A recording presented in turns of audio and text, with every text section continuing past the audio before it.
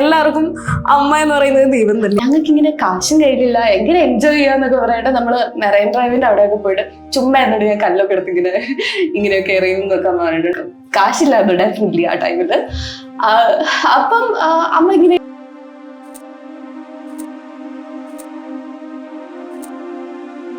ഇമോഷന് ഒരു വാപ്പറിൽ ഒതുക്കാതെ അങ്ങനെ എപ്പോഴും എക്സ്പ്രസ് ചെയ്യുന്നതല്ലേ? ഞാൻ എപ്പോഴും അങ്ങനെയാണ്. ഞാൻ കരയുന്നതൊക്കെ മിക്കവരും കണ്ടിട്ടുണ്ട്.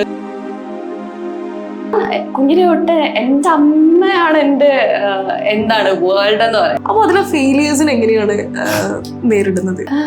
ഫെയിലിയേഴ്സിനെ ഞാൻ വളരെ മോശമായിട്ടാണ് നേരിടുന്നതെന്നാണ് എൻ്റെ ഒരു അഭിപ്രായം.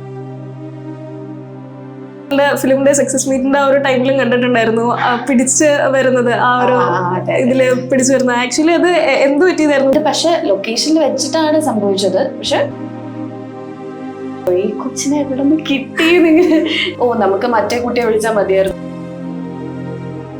ഇടയ്ക്കിടയ്ക്ക് ഇതേപോലെ ഒരു ഗ്യാപ്പ് എടുക്കുന്നുണ്ട്. ഒരിക്കലും അല്ല, ഞാൻ അങ്ങനെ കോൺഷ്യസ് ആയിട്ട് സിനിമയിൽ നിന്ന് മാറി നിൽക്കണം എന്ന് ഇന്ന് വരെ ഒരു ഡിസിഷൻ എടുത്തിട്ടില്ല. ഇത് കണ്ടിട്ടെങ്കിലും എന്നെ സിനിമയിൽ വിളിക്കുമായിരിക്കും, ഇത് കണ്ടിട്ടെങ്കിലും എന്നെ വിളിക്കുമായിരിക്കും എന്ന്. അങ്ങനെയായിരുന്നു എൻ്റെ ആഗ്രഹം. ഏതോ ഉടായ്പ പരിപാടിയാണ്, ഇതെന്നെ ശരിക്കും വിളിക്കണമെന്നും അല്ല അതൊക്കെ പറയേണ്ട. ഞാൻ ആദ്യം മൈൻഡ് ചെയ്യാൻ പോയില്ല.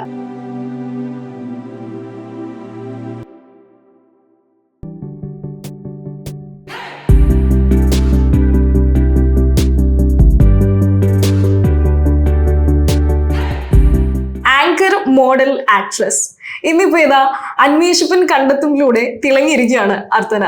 ഒരു വലിയ ഗ്യാപ്പിന് ശേഷം വന്നിരിക്കുകയാണ് മലയാള സിനിമയിലേക്ക് വീണ്ടും. Archana, welcome to the show. Thank you for having me here. Same to you. And എങ്ങനെയുണ്ടായിരുന്നു അന്വേഷിപ്പൻ കണ്ടെത്തും? അന്വേഷിപ്പൻ കണ്ടെത്തും വളരെ നല്ലൊരു അനുഭവമായിരുന്നു. എന്ന് വെച്ചാൽ ഓരോ സിനിമകളും നമുക്ക് ഒരു ലേണിംഗ് എക്സ്പീരിയൻസ് ആണല്ലോ. അതുപോലെ തന്നെ ഒരുപാട് മികച്ച അഭിനേതാക്കളുടെ കൂടെ ഒരു സിനിമ ചെയ്യാൻ പറ്റി. പിന്നെ നമ്മുടെ ക്രൂ എല്ലാവരും വളരെ സപ്പോർട്ടീവ് ആയിരുന്നു. ഇപ്പോൾ നമ്മുടെ ഡയറക്ടർ ഡാർവിൻ കുര്യാക്കോസ് ചേട്ടനാണെങ്കിലും, നമ്മുടെ പ്രൊഡ്യൂസർ ഡോൾവിൻ ചേട്ടനാണെങ്കിലും, പിന്നെ സ്ക്രിപ്റ്റ് റൈറ്റർ ജിനു ചേട്ടനാണ് ആക്ച്വലി എൻ്റെ കടൈക്കുട്ടി സിംഗം എന്ന് പറഞ്ഞ തമിഴ് സിനിമ കണ്ടിട്ട് എന്നെ ഈ ക്യാരക്ടറിലോട്ട് സജസ്റ്റ് ചെയ്ത്. ആ സിനിമയിലെ പെർഫോമൻസ് കണ്ടിട്ടാണ് ഈ ക്യാരക്ടർ ഞാൻ ചെയ്താൽ നല്ലതായിരിക്കും എന്ന് തോന്നിയിട്ട് അങ്ങനെയാണ് എനിക്ക് കോള് വരുന്നത്. അപ്പോൾ എനിക്ക് ഭയങ്കര സർപ്രൈസിങ് ആയിപ്പോയി. കാരണം എനിക്ക് ഇവരാരെയും പേഴ്സണലി ഒന്നും അറിയത്തില്ല.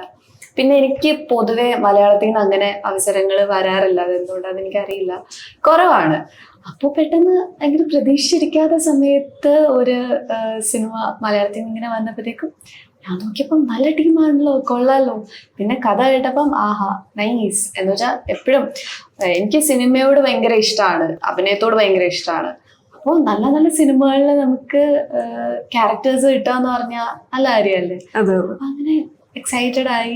പിന്നെ ഞാൻ പോയി ലുക്ക് ടെസ്റ്റ് ഉണ്ടായിരുന്നു. ലുക്ക് ടെസ്റ്റ് ഉണ്ടായതിൻ്റെ കാരണം എന്ന് വെച്ചാൽ കുറെ നാളായിട്ട് അങ്ങനെ മലയാള സിനിമയിൽ ഇല്ലല്ലോ. അപ്പൊ അവർക്ക് ഞാൻ ഇപ്പൊ എങ്ങനെയാണ് ഇരിക്കുന്നത്, പണ്ടത്തെ പോലെയാണോ, ലുക്കിൽ വല്ലതും ചേഞ്ച് വന്നിട്ടുണ്ടോ, അവർ ഉദ്ദേശിക്കുന്ന കഥാപാത്രത്തിന് ഞാൻ ചേരുമോ എന്നൊക്കെ നോക്കണമായിരുന്നു. അങ്ങനെ ഞാൻ പോയി ലുക്ക് ടെസ്റ്റ് ഒക്കെ കഴിഞ്ഞപ്പോഴത്തേക്കും എല്ലാം സെറ്റായി.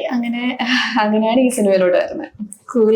ഞാൻ ചോദിക്കാൻ വരുമായിരുന്നു ശരിക്ക് എങ്ങനെയായിരുന്നു ഇതിലേക്ക് വന്നത്, അതിനുള്ള ആൻസറും കൂടെ ചെയ്ത്. എനിക്ക് ഫസ്റ്റ് മൂവി വന്നത് തെലുഗു മൂവിയായിരുന്നു. അതും ഫ്രണ്ടിന്റെ പ്രൊഫൈൽ പിക്കില് കണ്ടിട്ട് ഒരു കാസ്റ്റിംഗ് ഡയറക്ടർ വന്ന് അപ്രോച്ച് ചെയ്തതായിരുന്നു. സോ അതായിട്ടുള്ള എക്സ്പീരിയൻസ് എങ്ങനെ ഉണ്ടായിരുന്നു? ലൈക്ക് ആ ഒരു ഇനീഷ്യൽ സ്റ്റേജിൽ നോക്കുകയായിരുന്നുണ്ടെങ്കിൽ? അത് ആക്ച്വലി പറയുകയാണെങ്കിൽ എനിക്ക് ആ അവസരം അങ്ങനെ എളുപ്പത്തിൽ കിട്ടിയെന്നേ ഉള്ളൂ. പക്ഷെ അതല്ലാതെ ഞാൻ സൈഡിൽ കൂടെ ഞാൻ മലയാള പടത്തിനൊക്കെ വേണ്ടിയിട്ട് ഒരുപാട് ഓഡിഷൻസ് ഒക്കെ അറ്റൻഡ് ചെയ്തിട്ടുള്ള ഒരാളാണ്. അതിന് മുന്നേ ചെയ്ത ചില ഓഡിഷൻസ് ഒക്കെ എനിക്ക് കിട്ടിയിട്ടുമില്ല. പക്ഷെ ആക്ച്വലി ഞാൻ 11th സ്റ്റാൻഡേർഡിൽ പഠിക്കുമ്പോഴത്തേക്കും ഞാൻ ആങ്കറിങ്ങിലോട്ട് വന്നു. പിന്നെ മോഡലിംഗ്. പിന്നെ ഞാൻ ആക്ച്വലി ഒരുപാട് മലയാള സിനിമകളുടെ ഓഡിഷൻ എൻ്റെ തെലുഗു സിനിമയ്ക്ക് മുന്നേ ഞാൻ ഇങ്ങനെ ചെയ്തിട്ടുണ്ട്. ഞാനിപ്പോൾ ആങ്കറിങ് ചെയ്താലും മോഡലിംഗ് ചെയ്താലും അല്ലെങ്കിൽ ഓഡിഷൻ പോയാലും ഒക്കെ എൻ്റെ ഒരു മൈൻഡിലെന്ന് വെച്ചാൽ ഇത് കണ്ടിട്ടെങ്കിലും എന്നെ സിനിമയിൽ വിളിക്കുമായിരിക്കും, ഇത് കണ്ടിട്ടെങ്കിലും എന്നെ വിളിക്കുമായിരിക്കും എന്ന്. അങ്ങനെയായിരുന്നു എൻ്റെ ആഗ്രഹം. അപ്പോൾ ചിലപ്പോൾ ഞാൻ വേറെ രീതിയിൽ കൂടെ ഇങ്ങനെ ആങ്കറിങ്, മോഡലിംഗ്, പിന്നെ ഓഡിഷൻസ് ഒക്കെ അറ്റൻഡ് ചെയ്യുന്ന കണ്ടിട്ട് എനിക്ക് യൂണിവേഴ്സ് എന്നൊരു ബ്ലെസ്സിങ് ആയിരിക്കും. എന്തൊക്കെയാലും എഫേർട്ട് ഇടുന്നുണ്ട്. അപ്പൊ ഈ കുട്ടി വിചാരിച്ചിരിക്കാത്ത ഒരു സൈഡിൽ കൂടെ ഇതിനൊരു ഓഫർ വരട്ടെ എന്ന് വിചാരിച്ചിട്ടായിരിക്കും. അത് വന്നപ്പോ ഞാൻ ആദ്യം വിശ്വസിച്ചില്ല. ഞാൻ വിചാരിച്ച ഇതേതോ ഉടായ്പ പരിപാടിയാണ്, ഇതെന്നെ ശരിക്കും വിളിക്കണമെന്നൊന്നും അല്ല, അതൊക്കെ പറയേണ്ട ഞാൻ ആദ്യം മൈൻഡ് ചെയ്യാൻ പോയില്ല.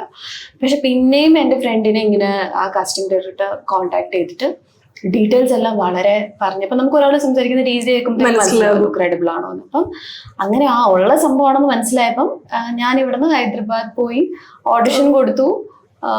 ലുക്ക് ടെസ്റ്റ് ഉണ്ടായിരുന്നു, ഹീറോയുടെ കൂടെ ഫോട്ടോഷൂട്ടൊക്കെ ഉണ്ടായിരുന്നു. പിന്നെയാണ് അങ്ങനെ സെലക്ടഡ് ആയത്. സോ ട്രിവാൻഡ്രത്താണെന്നാണെങ്കിലും കേരളത്തിലാണ് ജനിച്ചെങ്കിലും ആദ്യം പോയത് തെലുങ്കിലേക്കായിരുന്നു. അതെ. പിന്നീട് മലയാളത്തിലെ ഫസ്റ്റ് മൂവി വരുമ്പോ മുത്തുകവായിരുന്നല്ലേ. സോ അത് ഗോകുൽ സുരേഷിന്റെ ഒപ്പം ആളായിട്ടുള്ള കോംബോ എങ്ങനെയുണ്ടായിരുന്നു?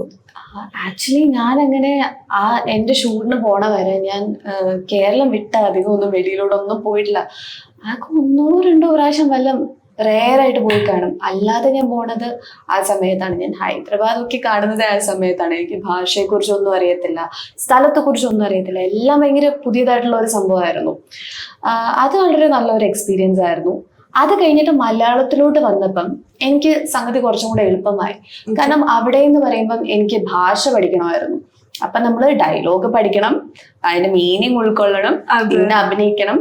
പിന്നെ ഇപ്പൊ എനിക്ക് പേഴ്സണലി തോന്നിയിട്ടുണ്ട്, നമുക്ക് ഓപ്പോസിറ്റ് നിൽക്കുന്ന ആളുടെ, നമ്മുടെ കൂടെ സ്ക്രീൻ ഷെയർ ചെയ്യുന്ന ആളുടെ ഭാഷ അറിയാമെന്നുണ്ടെങ്കിൽ നമ്മുടെ പെർഫോമൻസിന് അത് കുറച്ചും കൂടെ ഹെൽപ്പ് ചെയ്യുന്നു. അപ്പൊ നമുക്ക് ഇംപ്രവൈസ് ചെയ്യാൻ പറ്റുമല്ലോ ചെറുതായിട്ട്. അവിടെ വെച്ച് ഞാനിങ്ങനെ പഠിച്ചുകൊണ്ടിരിക്കുന്ന സ്റ്റേജല്ലേ. പക്ഷെ സ്റ്റിൽ അതും നല്ലൊരു എക്സ്പീരിയൻസ് ആയിരുന്നു.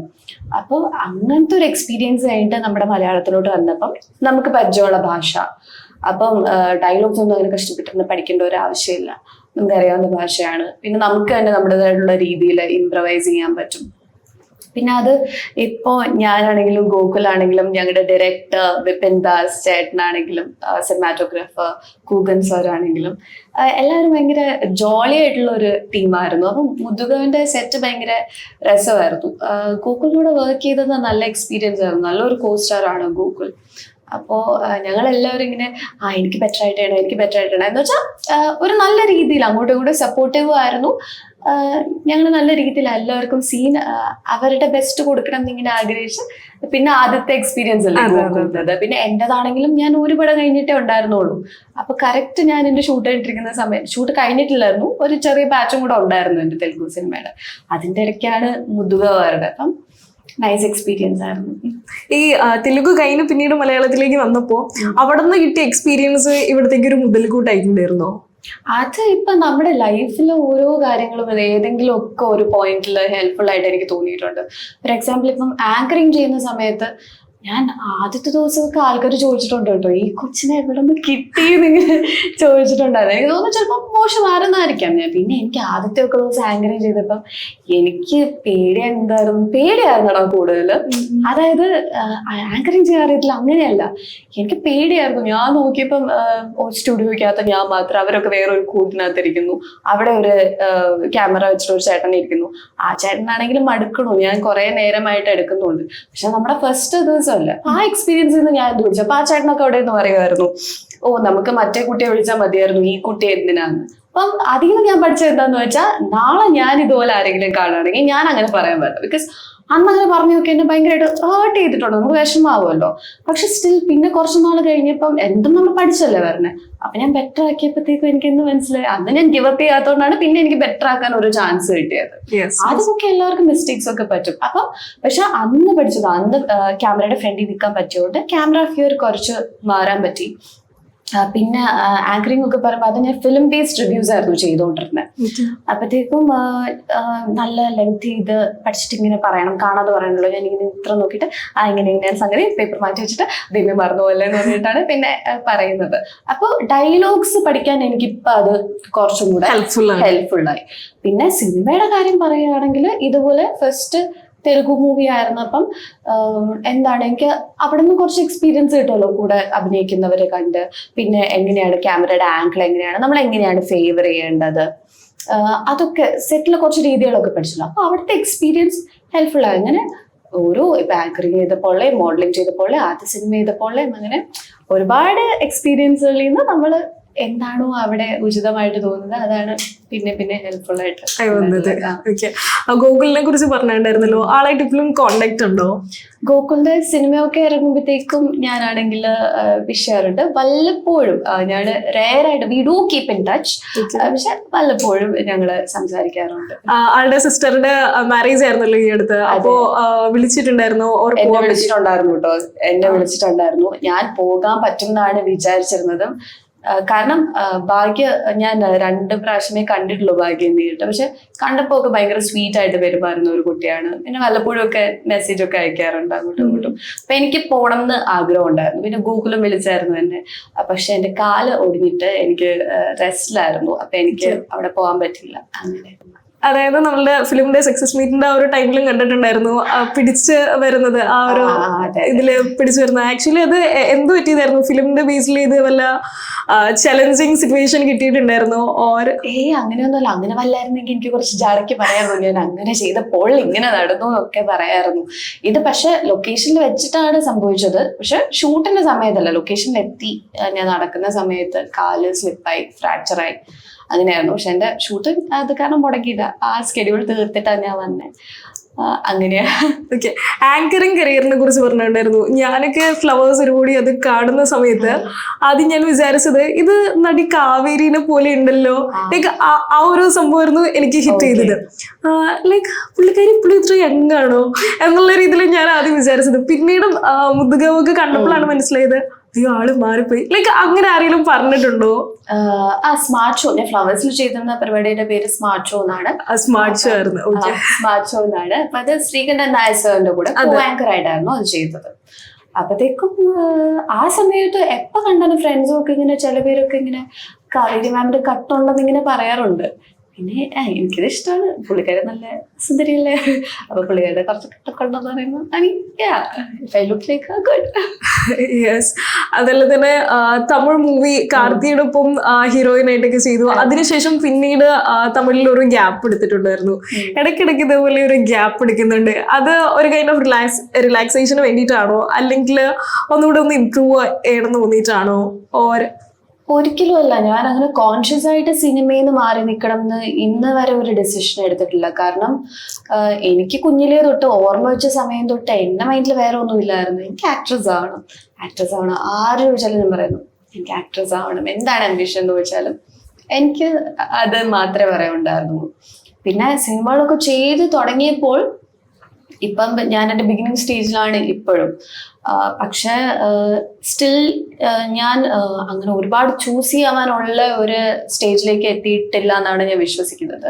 അതിലോട്ട് എത്താൻ ഇനിയും കുറച്ച് ദൂരമുണ്ട്. അതിലോട്ട് എത്താൻ ട്രൈ ചെയ്തുകൊണ്ടിരിക്കുകയാണ്. പക്ഷെ സ്റ്റിൽ അവസരങ്ങൾ വരുമ്പോൾ ഞാൻ വരുന്ന അവസരങ്ങളിൽ നിന്ന് മികച്ചതെന്ന് എനിക്ക് തോന്നുന്നത്, ഓഡിയൻസിന് ഇഷ്ടപ്പെടുന്ന വിശ്വസിക്കുന്നത്, എന്നെക്കൊണ്ട് 100% ചെയ്യാൻ പറ്റുമെന്ന് കരുതുന്ന റോൾസ് ഒക്കെ ഞാനാണെങ്കിൽ ചൂസ് ചെയ്യാൻ ശ്രമിക്കാറുണ്ട്. പിന്നെ കടേക്കുട്ടി സിംഗത്തിൽ ആ റോൾ എന്ന് പറയുമ്പം എല്ലാവരും ഇപ്പോഴും ഓർത്തിരിക്കുന്ന ഒരു കഥാപാത്രമാണ്. അതിൽ പെർഫോം ചെയ്യാൻ ഒരുപാടുണ്ടായിരുന്നു. അപ്പൊ അത് കഴിഞ്ഞിട്ട് ഒരു ക്യാരക്ടർ ചെയ്യുമ്പോഴത്തേക്കും കുറച്ച് നല്ലതായിരിക്കണം അങ്ങനെ എനിക്ക് തോന്നിയായിരുന്നു. അപ്പൊ പക്ഷെ ഞാൻ അങ്ങനെ ഇനി ഞാൻ ഭയങ്കര ചൂസ് ചെയ്യായിരിക്കും അങ്ങനെയൊന്നും ഇതില്ല. എനിക്ക് ഓഫേഴ്സ് വരുമ്പോൾ ഞാൻ നല്ലതെന്ന് തോന്നുന്നത് ചെയ്യാറുണ്ട്. പിന്നെ കടേക്കുട്ടി സിംഗം കഴിഞ്ഞപ്പോഴത്തേക്കും ഞാൻ എൻ്റെ ഗ്രാൻഡ് ഫാദറുമായിട്ട് ഭയങ്കര ക്ലോസ് ആണ്. അപ്പൊ അദ്ദേഹത്തിന് വയ്യാതെയൊക്കെ ആയിരുന്നു. അപ്പൊ ആ സമയത്ത് എനിക്ക് തോന്നി എന്റെ വീട്ടിലാണ് എന്റെ ഏറ്റവും കൂടുതൽ ആവശ്യം എന്ന് എനിക്ക് തോന്നിയായിരുന്നു. കാരണം ആ സമയത്ത് ഞാൻ അദ്ദേഹത്തിന്റെ കൂടെ ഇല്ലായിരുന്നെങ്കിൽ ഞാനത് മിസ് ചെയ്തിന്. ബിക്കോസ് എനിക്ക് എപ്പോഴും എൻ്റെ പ്രസൻസ് എൻ്റെ ലൈഫിലുള്ള ആൾക്കാർക്ക് കൊടുക്കണം എന്ന് വളരെ ആഗ്രഹിക്കുന്ന ഒരാളാണ്. അപ്പം ആ ഒരു സമയത്ത് ഞാൻ ചെറിയതായിട്ടൊന്ന് വീട്ടിലോട്ട് ഫോക്കസ് ഒന്ന് മാറ്റി. പിന്നെ കടക്കുട്ടി സിംഗം കഴിഞ്ഞിട്ടാണ് 2 years കഴിഞ്ഞിട്ടാന്ന് തോന്നുന്നു എനിക്ക് ഷൈലോക്ക് കിട്ടിയത്. അപ്പൊ അത് നോക്കിയപ്പോ അതൊരു നല്ല വലിയൊരു ക്രൂ ആയിരുന്നു. അതെ, അത് കിള്ളം ക്രൂ അല്ലായിരുന്നോ. അത് കഴിഞ്ഞതിന് ശേഷം പിന്നെ കോവിഡ് വന്നല്ലോ. കോവിഡ് വന്നു കഴിഞ്ഞപ്പോ വീട്ടിൽ തന്നെ ഇരുപ്പായി. അതെന്നെ മാനസികമായിട്ട് കുറച്ചൊന്ന് ഡൗൺ ആക്കിയായിരുന്നു. പിന്നെ അത് മെന്റലി പല കാര്യങ്ങളും വന്നിട്ട് ഞാൻ ഒരുപാട് ഡൗൺ ആയിരുന്നു. അതായത് എന്റെ ഗ്രാൻഡ് ഫാദർ ഇപ്പോ ഈ റെൽമിൽ ഇല്ല. അപ്പം അതെന്നെ ഭയങ്കരമായിട്ട് എഫക്ട് ചെയ്തു. ഞാൻ മെന്റലി ഭയങ്കര ഡൗൺ ആയിരുന്നു. അപ്പോ പിന്നെ പല കാര്യങ്ങൾ മൾട്ടിപ്പിൾ റീസൺസ് ഉണ്ടായിരുന്നു. 2020 എൻ്റെ ലൈഫിൽ അത്ര നല്ലൊരു വർഷം അല്ലായിരുന്നു. അപ്പൊ ഞാൻ വിചാരിച്ചു എനിക്ക് ഏറ്റവും ഇഷ്ടമുള്ള കാര്യമാണ് സിനിമ എന്ന് പറയുന്നത്. അത് ഞാൻ എപ്പോൾ പോയി നിന്നാലും ഞാൻ എന്നെ 100% കൊടുത്ത് ഞാൻ ഏറ്റവും നന്നായിട്ട് ചെയ്യാൻ നോക്കുന്ന ഒരു കാര്യമാണ്. പക്ഷെ ആ പോയിന്റിൽ എനിക്ക് സത്യം പറഞ്ഞാൽ കണ്ണാടി നോക്കാനുള്ള ഒരു കോൺഫിഡൻസ് പോലും ആ ഒരു പോയിന്റിൽ എനിക്ക് ഇല്ലായിരുന്നു. അപ്പൊ ഐ തോട്ട് ഇങ്ങനെ ഞാൻ സെറ്റിൽ പോയി കഴിഞ്ഞാൽ ഞാൻ ആഗ്രഹിക്കുന്ന തന്നെ ആയിരിക്കില്ല സെറ്റിൽ കാണാൻ പറ്റണേ. അപ്പോൾ ഞാൻ അങ്ങനെ ഇനി എന്ത് ചെയ്യാം, പക്ഷെ എനിക്ക് അഭിനയിക്കാൻ ആഗ്രഹമുണ്ട്. പക്ഷെ നമുക്ക് അപ്പൊ ആർക്ക് നമ്മുടെ മേലിൽ കോൺഫിഡൻസ് ഇല്ലെങ്കിലും നമുക്ക് നമ്മളുടെ ഒരു കോൺഫിഡൻസ് വേണ്ടേ. ആ സമയത്ത് എനിക്കത് എന്തൊക്കെയോ കാരണങ്ങൾ കാരണം പോയായിരുന്നു. അപ്പൊ I wanted to regain that. അങ്ങനെ ഒരു സംഭവം ഉണ്ടായിരുന്നു. അപ്പോൾ അതിന് വേണ്ടിയിട്ട് ഞാൻ എന്തൊക്കെ ചെയ്യാം, എനിക്ക് എൻ്റെ ലൈഫിൽ ഒരു കൺട്രോൾ ഇല്ലാന്ന് തോന്നിയ ടൈമായിരുന്നു. അതായത് ഞാനിങ്ങനെ സ്റ്റക്കായി. നമ്മളിപ്പോൾ മുന്നോട്ട് പോയാലല്ലേ നമുക്ക് എന്തെങ്കിലുമൊക്കെ ചെയ്താലല്ലേ സക്സസ് അല്ലെങ്കിൽ ഫെയിലിയർ ആകത്തുള്ളൂ. ഞാനൊന്നും ചെയ്തില്ല, ഞാനിങ്ങനെ സ്റ്റക്കായിരുന്നു. ഞാൻ ഇനി എന്ത് ചെയ്യാം, like I don't know anything. അപ്പത്തേക്കും ഞാൻ വിചാരിച്ചു പിന്നെ പല കാര്യങ്ങളോട് തോട്ട്സ് ഇങ്ങനെ പോകണം, എന്ത് ചെയ്യാം. പിന്നെ വേറൊരു കാര്യം, എൻ്റെ അമ്മ ഒരു സിംഗിൾ പാരന്റ് ആണ്. അപ്പത്തേക്കും നമുക്ക് എന്റെ വീട്ടിൽ നിന്നൊന്നും ഒരു പ്രഷറൈസിങ് ഒന്നുമില്ല. പക്ഷെ എനിക്ക് തന്നെ ഇടയ്ക്ക് തോന്നുന്നു, അയ്യോ ഞാൻ കാരണം അമ്മ ഒരുപാട് കഷ്ടപ്പെടരുത്, ഇപ്പൊ ഫിനാൻഷ്യലി ആണെങ്കിലും എങ്ങനെയാണെങ്കിലും I should be helping her എന്നൊക്കെ ഉള്ള ഒരു തോട്ട്. അങ്ങനെ ഞാൻ ഇരുന്ന സമയത്താണ് ഞാൻ എന്തൊക്കെയാലും ഓഫീസില്ല, കോവിഡ് ടൈം ആയിരുന്നു, ഭയങ്കര ഡള്ളായിട്ടുള്ള ഒരു സമയമായിരുന്നു.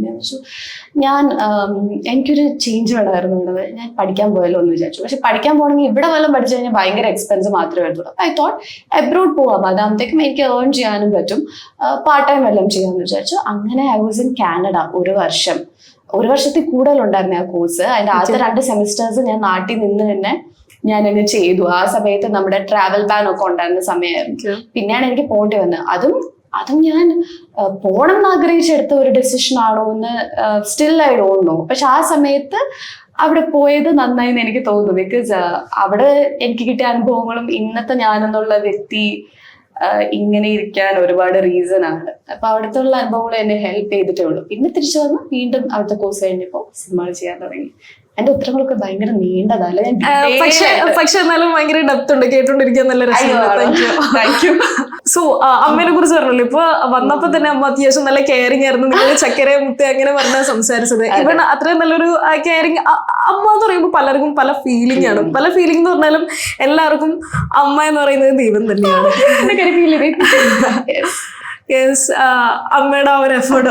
ഞാൻ ഭയങ്കര ഇമോഷണൽ പേഴ്സൺ ആണ്. ഞാൻ എന്ത് ഭയങ്കര എന്റെ മുഖത്ത് ഭയങ്കരമായിട്ട് എവിഡന്റ് ആയിട്ട് കാണും. അപ്പൊ അതുകൊണ്ടായിരിക്കും എന്റെ കണ്ടകീന്ന് പറഞ്ഞത്. I don't know Y.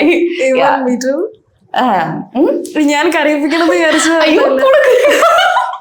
ഒരാള് കരണ്ട് കൂട്ടൊക്കെ അരച്ചില്ലാവല്ലോ.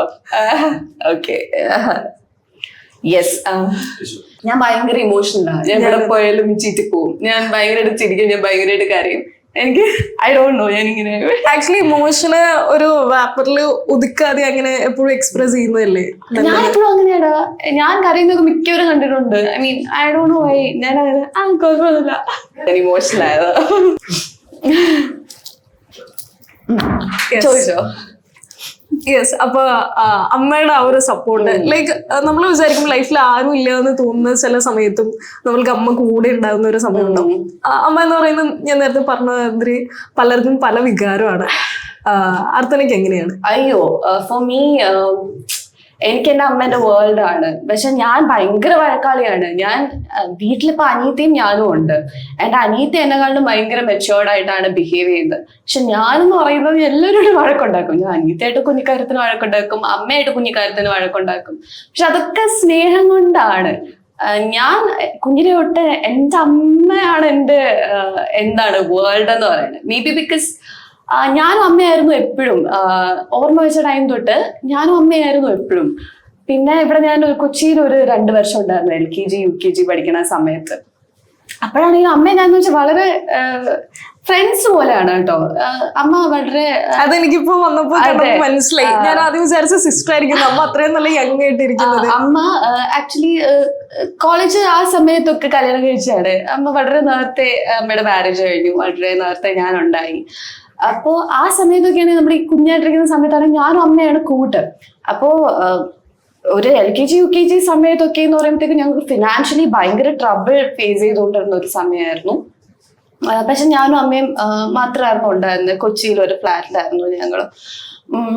അപ്പൊ ആ സമയത്താണെങ്കിലും ഞങ്ങൾക്ക് ഇങ്ങനെ കാശും കയ്യിലില്ല, എങ്ങനെ എൻജോയ് ചെയ്യാന്നൊക്കെ പറയട്ടെ നമ്മള് മെറൈൻ ഡ്രൈവിന്റെ അവിടെയൊക്കെ പോയിട്ട് ചുമ്മാ എന്നിട്ട് ഞാൻ കല്ലൊക്കെ എടുത്ത് ഇങ്ങനെയൊക്കെ എറിയും എന്നൊക്കെ പറഞ്ഞിട്ടുണ്ട്. പിന്നെ ഇപ്പൊ ടോക്കീസിലായിരുന്നു ഞാൻ LKG UKG മാത്രം പഠിച്ചത്. ആ സമയമാണെങ്കിലും ഇങ്ങനെ ഞാൻ നടന്നിട്ട് അമ്മ മോന് കാല് വേദനയെന്ന് പറയുമ്പോഴത്തേക്കും അമ്മ എടുത്തോട്ട് ഇറങ്ങും. കാരണം അമ്മയ്ക്ക് വേറെ വഴിയില്ലായിരുന്നു, ലൈക്ക് കാശില്ലായിരുന്നു ഡെഫിനറ്റ്ലി ആ ടൈമില്. അപ്പം അമ്മ ഇങ്ങനെ എടുത്തിട്ട് പോവായിരുന്നു. That was nice, you know. അതൊക്കെ എന്റെ മെമ്മറിയിൽ ഇപ്പോഴും ഭയങ്കരമായിട്ട് കിടപ്പുണ്ട്. പിന്നെ തിങ്സ് ചേഞ്ച്ഡ്, ലൈക്ക് ഞാൻ ട്രിവാൻഡ്രത്തോട്ട് പോയി അമ്മയുടെ വീട്ടിലോട്ട്, അമ്മയുടെ കുടുംബ വീട്ടിലോട്ട്. ആൻഡ് പിന്നെ അമ്മ സ്റ്റാർട്ടഡ് വർക്കിംഗ്. അമ്മയ്ക്ക് ഷോപ്പൊക്കെ ഉണ്ടായിരുന്നു, അമ്മയ്ക്ക് സ്റ്റിച്ചിങ് ഉണ്ടായിരുന്നു, സലൂൺ ഉണ്ടായിരുന്നു, പിന്നെ ഡേ കെയർ ഇടയ്ക്ക് ഉണ്ടായിരുന്നു. പക്ഷെ എൻ്റെ അമ്മ എന്നെ ഏറ്റവും നല്ല രീതിയിലാണ് വളർത്തിയിട്ടുള്ളത്. ഇപ്പൊ എവിടെയാണെങ്കിലും എടാ എന്റെ ബെസ്റ്റ് സ്കൂൾസിൽ വിട്ടാണ് പഠിപ്പിച്ചിട്ടുള്ളത്. ഇപ്പം ഇവിടെയാണെങ്കിൽ ഞാൻ ടോക്കീസിലാണ് പഠിച്ചത്, ട്രിവാൻഡ്രത്താണെങ്കിലും അവിടുത്തെ ബെസ്റ്റ് സ്കൂളുകളിലാണ് ഞാൻ പഠിച്ചിരുന്നത്. ഇപ്പൊ ഡ്രസ്സസ് ഒക്കെ ആണെങ്കിലും ഏതൊരു ഇവന്റിന് പോയി നിന്നാലും ആ ടൈമിലൊക്കെ ലൈക്ക് ഏറ്റവും ബെസ്റ്റ് ഡ്രസ്സസ് അമ്മ മേഡ് ഷുവർ, ലൈക്ക് എനിക്കെല്ലാം ഉണ്ടെന്ന് ഷീ മേഡ് ഷുവർ. പിന്നെന്ന് പറയുമ്പോഴത്തേക്കും എന്താണ്, അമ്മയ്ക്ക് നല്ലതൊന്നും ഇല്ലാതുണ്ടെങ്കിൽ അമ്മയാണെങ്കിൽ എനിക്ക് നല്ലതായിട്ട് എല്ലാ കാര്യങ്ങളും പ്രൊവൈഡ് ചെയ്യാൻ വേണ്ടിയിട്ട് അമ്മ, എനിക്കാണെങ്കിലും അനിയത്തിക്കാണെങ്കിലും അമ്മ അങ്ങനെ ചെയ്തിട്ടുള്ളൂ ഇന്ന് വരെയായിട്ട്. പിന്നെ ഇമോഷണലി എനിക്ക് വേണ്ടിയിട്ട് ഒരാളുടെ പ്രസൻസ് നമ്മളുടെ ലൈഫിൽ അയാളിൽ നിന്ന് ആ വ്യക്തിയുടെ പ്രസൻസ് എത്രത്തോളം ഇമ്പാക്ട് ചെയ്യണു, നമ്മൾക്കൊരു വിഷമവും സന്തോഷവും വരുമ്പോൾ ആ വ്യക്തി എങ്ങനെ കൂടെ നിൽക്കണു എന്നൊക്കെ ഉള്ളത് ഭയങ്കര ഒരു മാറ്റർ ആണല്ലോ. പിന്നെ എൻ്റെ അമ്മ എന്ന് പറയുമ്പോഴത്തേക്കും എൻ്റെ എല്ലാ കാര്യങ്ങളും അറിയാവുന്ന ആളാണ്. എനിക്കങ്ങനെ ഒരു മരവോ ഒളിവോ വെച്ചിട്ട് ഒന്നും പറയേണ്ട ഒരു ആവശ്യമൊന്നുമില്ല. എൻ്റെ ലൈഫിൽ എല്ലാ കാര്യങ്ങളും അറിയാവുന്ന ഒരു വ്യക്തിയാണ്. ഞാൻ ഇടയ്ക്കിടയ്ക്ക് ഡൗട്ട് ചെയ്യാറുണ്ട് ഞാൻ ഒരു പെർഫെക്റ്റ് മോളാണോ എന്ന്. എനിക്കിപ്പോഴും അറിയത്തില്ല. പക്ഷെ എൻ്റെ അമ്മ ഭയങ്കര കിഡലാണ്. എനിക്ക് കിട്ടാതെ ഏറ്റവും ബെസ്റ്റ് അമ്മയാണ് എനിക്ക് കിട്ടിയേക്കുന്നത്. I strongly believe that. പക്ഷെ ഞാൻ വഴക്കൊക്കെ ഉണ്ടാക്കാറുണ്ട് കേട്ടോ, ഞാൻ വഴക്കാളിയാണ്. ഞാൻ വേറെ ആരോടും വഴക്കുണ്ടാക്കാറില്ല. പക്ഷെ എൻ്റെ അമ്മയോട്, എൻ്റെ സിസ്റ്ററിനോട്, എൻ്റെ കംഫർട്ട് സോണിനകത്തുള്ളവരോടൊക്കെ ഞാൻ ഭയങ്കരമായിട്ട് വഴക്കൊക്കെ ഉണ്ടാക്കുന്ന ആളാണ്. അത് തന്നെയല്ലേ നമുക്ക് കുറച്ചുകൂടെ ഈസി ആയിട്ടുള്ളത്. ലൈക്ക് വേറെ ആരോടും ദേഷ്യപ്പെടുന്നതിൽ നല്ലത് നമുക്ക് ഇഷ്ടമുള്ള ആൾക്കാരോട് നമ്മൾ എങ്ങനെയാണോ അങ്ങനെ എക്സ്പ്രസ് ചെയ്യാൻ. പിന്നെ അതെ. ആൻഡ് ജീവിതത്തിൽ കുറെ പരാജയങ്ങൾ നേരിട്ടിട്ടുണ്ടായിരുന്നു പറഞ്ഞായിരുന്നു. അതായത് ഇപ്പോ ഒറ്റയടിക്കുണ്ടായ ഒരു ഗ്രോത്ത് അല്ല ഇത്. ഒരുപാട് ഓഡീഷനിൽ പോയി അവിടെ നിന്ന് കുറച്ചില് ഫെയിലിയേഴ്സ് വന്നിട്ടുണ്ടാവും, ചിലതിൽ കയറി പോയിട്ടുണ്ടാവും. അപ്പൊ അതിലെ ഫെയിലിയേഴ്സിന് എങ്ങനെയാണ് നേരിടുന്നത്? ഫെയിലിയേഴ്സിനെ ഞാൻ വളരെ മോശമായിട്ടാണ് നേരിടുന്നതെന്നാണ് എൻ്റെ ഒരു അഭിപ്രായം. ഞാൻ ഇതുവരെ ഫെയിലിയേഴ്സിനെ നന്നായിട്ട് നേരിടാൻ പഠിച്ചിട്ടില്ല എന്നാണ് എൻ്റെ ഒരു ഇത്. എനിക്കിപ്പം ഞാൻ ഭയങ്കര ഇമോഷണൽ വ്യക്തിയാണ്, മനസ്സിലായി കാണുമല്ലോ ഇപ്പൊ തന്നെ. അപ്പം ഫെയിലിയർ ആണെങ്കിലും സക്സസ് ആണെങ്കിലും എല്ലാം ഐ ടേക്ക് എവറിത്തിങ് ഭയങ്കര പേഴ്സണൽ ആയിട്ട്. ഡിറ്റാച്ച്ഡ് ആവാനുള്ള ഒരു കഴിവിലോട്ട് ഞാൻ ഇതുവരെ എത്തിയിട്ടില്ല എന്ന് എനിക്ക് തോന്നുന്നു. അപ്പോ ഫെയിലിയറിന്റെ സമയത്ത് ഇതുപോലെ കേട്ടോ, കാരണം എന്തെങ്കിലും ഒരു വിഷമം വന്നാലും ഇഫ് സംതിങ് ഫെയിൽസ്, ഞാൻ ഭയങ്കര പെർഫെക്ഷനിസ്റ്റ് ആണ്. അപ്പോ ഫെയിലിയേഴ്സ് എന്നെ കുറച്ച് ബാധിക്കാറുണ്ട്. പക്ഷെ അതിൻ്റെ ഒരു പ്രശ്നം എനിക്കൊരു കൂടിപ്പോയാൽ ഒരു 2-3 ദിവസം, അതായത് എൻ്റെ ഇതെന്ന് വെച്ചാൽ സന്തോഷമാണെങ്കിലും സങ്കടമാണെങ്കിലും അങ്ങ് അതിന് മാക്സിമം എക്സ്റ്റെൻഡ് വരെ അങ്ങ് ഫീൽ ചെയ്യുക. അത് എന്താണോ whatever life is throwing at you അതിന് മാക്സിമം. ഇപ്പൊ സന്തോഷമാണെങ്കിൽ അങ്ങ് സന്തോഷിക്കും, സങ്കടമാണെങ്കിൽ ഞാൻ അങ്ങ് ഇരുന്ന് അങ്ങ് വിഷമിക്കുന്ന ഒരു ഇതായിരിക്കും. പക്ഷെ ആ ഒരു ഫേസ് കഴിഞ്ഞുണ്ടല്ലോ പിന്നെ ഞാൻ അതിനെ പറ്റി ഓർത്ത് വിഷമിക്കാറില്ല. കൂടിപ്പോയ ഒരാഴ്ച അതിൽ ഫുൾ ഇൻട്രസ്റ്റ് ആയിരിക്കും, അതിനെപ്പറ്റി മാത്രമേ ചിന്തിക്കത്തുള്ളൂ, അതിനെപ്പറ്റി മാത്രമേ സംസാരിക്കത്തുള്ളൂ. ചിലപ്പോൾ എനിക്ക് സങ്കടം വന്നാൽ ഞാൻ ഒരുപാട് ഭക്ഷണം ഞാൻ അല്ലെങ്കിലും കഴിക്കും, എനിക്ക് ഒരുപാട് ഭക്ഷണം കഴിക്കാൻ ഇഷ്ടമാണ്. പക്ഷെ സങ്കടം വന്നാൽ കുറച്ച് കൂടുതൽ ഭക്ഷണം കഴിക്കും. പിന്നെ ഞാൻ എങ്ങനെയാണ് കിടന്നുറങ്ങും. കാരണം എൻ്റെ വിചാരം എന്തെങ്കിലും പ്രശ്നം വന്നാൽ അത്രയും സമയം എനിക്കിപ്പം ഉറങ്ങുമ്പോഴത്തേക്കും നമുക്ക് എങ്ങനെയാണ് നമ്മുടെ മൈൻഡിൽ ഇങ്ങനെ തോട്ട് പ്രോസസ് നടക്കണം നമ്മൾ അറിയത്തില്ലല്ലോ. അപ്പൊ അത്രയും നേരം എന്നെ തന്നെ ഒന്ന് ഷട്ട് ഡൗൺ ചെയ്തിട്ട് പിന്നെ ഒന്ന് തിരിച്ചൊന്ന് എനർജറ്റിക് ആയിട്ട് വരിക. അങ്ങനെയാണ് നോക്കാറുള്ളത്. ഓക്കെ, ഇപ്പൊ എനിക്ക് പെട്ടെന്ന് തോന്നിയിട്ടുള്ളത് എൻ്റെ ഒരു മിററിനോട് ഞാൻ സംസാരിക്കുന്ന പോലെയാണ്. ബിക്കോസ് സീം ലൈക്ക് മീ എന്നാണ്. മേ ബി ഇത് കാണുന്ന പലർക്കും അങ്ങനെ തന്നെ റിലേറ്റ് ചെയ്യാൻ പറ്റുമായിരിക്കും. ഇപ്പൊ ചിലവരുണ്ട്, അതായത് വിഷമം വന്നു നിൽക്കുമ്പോൾ സ്പോട്ടിഫൈയില് അങ്ങേറ്റം സാഡ് സോങ് കാണും, അല്ലെങ്കിൽ റൊമാൻസ് ഒക്കെ മൈൻഡിൽ തോന്നുന്ന സമയത്ത് ആ ഒരു റൊമാൻറ്റിക് സോങ്സ് കേൾക്കുന്ന കുറെ ആൾക്കാരുണ്ട്. ലൈക്ക് അർത്ഥന എങ്ങനെയാണോ? ഞാൻ എങ്ങനെയാന്ന് വെച്ചാൽ ചില സമയത്ത് ഞാൻ സങ്കടം വന്നാൽ ഞാനിങ്ങനെ എന്തൊക്കെയായാലും എനിക്ക് സങ്കടം വന്നത് ഞാൻ കുറച്ച് പാട്ടൊക്കെ ഇട്ട് വിഷമിക്കാന്ന് പറഞ്ഞു എന്തൊക്കെയാണ് കരയൊക്കെ ആയിരിക്കും. കരയാണ് എന്തൊക്കെയാണ് ഞാൻ ഒന്ന് കണ്ണടിയുടെ ഫ്രണ്ടിൽ പോയി കയറി പാട്ടൊക്കെ ഇട്ടിട്ട് കരയാന്ന് വിചാരിക്കും ചില സമയത്ത്. അങ്ങനെ ചില സമയത്ത് ഞാൻ ഈ കരച്ചിലൊക്കെ മാറാൻ വേണ്ടി രാത്രി ഒക്കെ ഉറക്കം വന്നിട്ടുണ്ടെങ്കിൽ ഞാൻ എന്ത് ചെയ്യുന്നറിയോ, ഈ വലിയ എന്താണ് ഈ ഡപ്പാകുത്ത് പാട്ടൊക്കെ ഇട്ടിട്ട് ഭയങ്കര സ്പീഡിലുള്ള പാട്ടൊക്കെ ഇട്ടിട്ട് ഞാൻ അങ്ങ് മിററിന്റെ ഫ്രണ്ട് ചെയ്യുന്നുണ്ട്. ഭയങ്കര ഡാൻസ്. അപ്പൊ നട്ടപ്പാതിരയൊക്കെ മോളത്തെ റൂമിൽ നിന്ന് ഡാൻസ് ആയിരിക്കും. അപ്പൊ അമ്മ താഴെ വിളിച്ചിട്ട് നീ അവിടെ എന്താ ചെയ്യുന്നത്, ബാക്കിയുള്ളവർക്ക് ഉറങ്ങണ്ടേ എന്ന് ചോദിക്കും. അപ്പൊ ഞാൻ ഓക്കേ ഞാൻ വരുന്നു എന്ന് പറയും. അങ്ങനെ അത് ഡിപ്പെൻസ് കേട്ടോ, ചില സമയത്ത് ഓരോ സമയത്തുള്ള ബാക്ക് ടു മൂവി ഫീൽഡിലേക്ക് വരുവാണെന്നുണ്ടെങ്കിൽ ഈ നമ്മളുടെ മലയാള നടിമാർക്ക് അന്യഭാഷയിൽ കിട്ടുന്ന സ്വീകാര്യത എങ്ങനെയാണ്? അതിനെ കുറിച്ച് എന്താണ് വിലയിരുത്തൽ?